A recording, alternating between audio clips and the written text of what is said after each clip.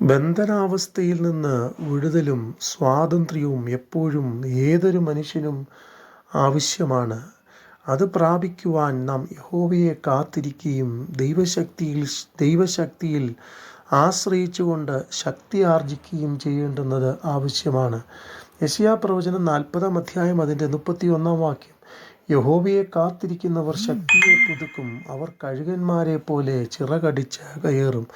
അതെ, യഹോവയെ കാത്തിരുന്ന് ജീവിതത്തിൻ്റെ നിർണായക ഘട്ടങ്ങളിൽ ശക്തിയെ പുതുക്കി ജീവിതത്തിൻ്റെ ഓരോ സമയങ്ങളും മുൻപോട്ട് പോകുവാൻ നാം തയ്യാറാകുമെങ്കിൽ യഹോവ നമ്മുടെ ജീവിതത്തിൽ ശക്തിയും ബലവും ധൈര്യവും നൽകി നമ്മെ അനുദിനവും നടത്തുവാനിടയായിത്തീരും. ഒരിക്കൽ ഒരു കടക്കാരൻ തൻ്റെ കടയുടെ മുമ്പിൽ ഒരു കൂട്ടിൽ ഒരു കഴുകനെ പിടിച്ച് കെട്ടിയിടുവാനിടയായിത്തീർന്നു.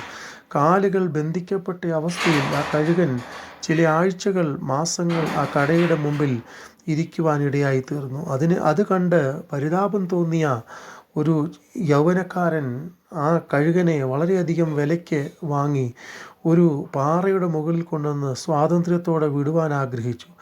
അദ്ദേഹം അങ്ങനെ പാറയുടെ മുകളിൽ കൊണ്ടുവന്ന് അതിനെ കാലുകളുടെ കെട്ടഴിച്ച് സ്വാതന്ത്ര്യത്തോടെ വിടുവാൻ ശ്രമിച്ചപ്പോൾ ചില പ്രാവശ്യങ്ങൾ ശ്രമിച്ചിട്ടും അതിന് പറന്നുയരുവാൻ കഴിഞ്ഞില്ല. അതപ്പോഴും കരുതി ബന്ധനാവസ്ഥയിൽ തന്നെയാണ് അതിപ്പോൾ നിലനിൽക്കുന്നത് എന്ന് ചിന്തിക്കുവാനിടയായിത്തീർന്നു.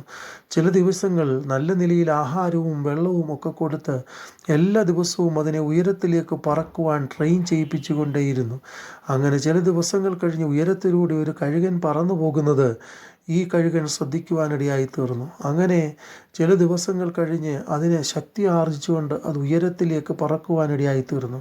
പലപ്പോഴും സ്വതസിദ്ധമായ കഴിവുകൊണ്ടും പറന്നുയരുവാൻ കഴിവുള്ള നമ്മെ ഓരോരുത്തരെയും പല നിലകളിൽ ജീവിതത്തിൻ്റെ വ്യത്യസ്തങ്ങളാകുന്ന പ്രശ്നങ്ങളിലൂടെ, ധാർമ്മികങ്ങളാകുന്ന സങ്കടങ്ങളിലൂടെ ശത്രു പലപ്പോഴും ബന്ധിച്ച് അവശരാക്കിയതിന് ശേഷം ഒരു വിധത്തിലും നാം മുൻപോട്ട് പോകരുത് എന്ന് കരുതി നമ്മെ ബന്ധിച്ച് അടിമയാക്കി നമ്മുടെ സ്വാതന്ത്ര്യം നശിപ്പിച്ച്, ശക്തി നശിപ്പിച്ച്, ബലം നശിപ്പിച്ച് നമ്മെ ഇല്ലായ്മ ചെയ്യുവാൻ അനേക സമയങ്ങളിൽ ശ്രമിച്ചുകൊണ്ടേയിരിക്കും. എന്നാൽ ദൈവവചനം ഇങ്ങനെയാണ് പറയുന്നത്: യഹോവയെ കാത്തിരിക്കുന്നവർ ശക്തിയെ പുതുക്കും. അത് ഏതെങ്കിലും നിർണായക ഘട്ടങ്ങളിൽ ശക്തി ചോർന്നതുപോലെ, ക്ഷീണം പ്രാപിച്ചതുപോലെ, തകർന്നവരെ പോലെ ഞാനും നിങ്ങളും ആയിരിക്കുന്നെങ്കിൽ യഹോവയെ കാത്തിരുന്ന് ശക്തിയെ പുതുക്കി അനുദിന ജീവിത സാഹചര്യത്തിൽ മുൻപോട്ട് പോകുവാൻ തയ്യാറാകുമെങ്കിൽ നമ്മുടെ സ്വാതന്ത്ര്യം നഷ്ടപ്പെട്ട അവസ്ഥയിൽ പിന്നെയും ഇരട്ടി ബലത്തോടെ ഓടുവാൻ തക്കവണ്ണം ദൈവം നമുക്ക് ബലവും ശക്തിയും നൽകി നമ്മെ അനുദിനവും ശക്തീകരിപ്പാൻ ഇടയുണ്ട്.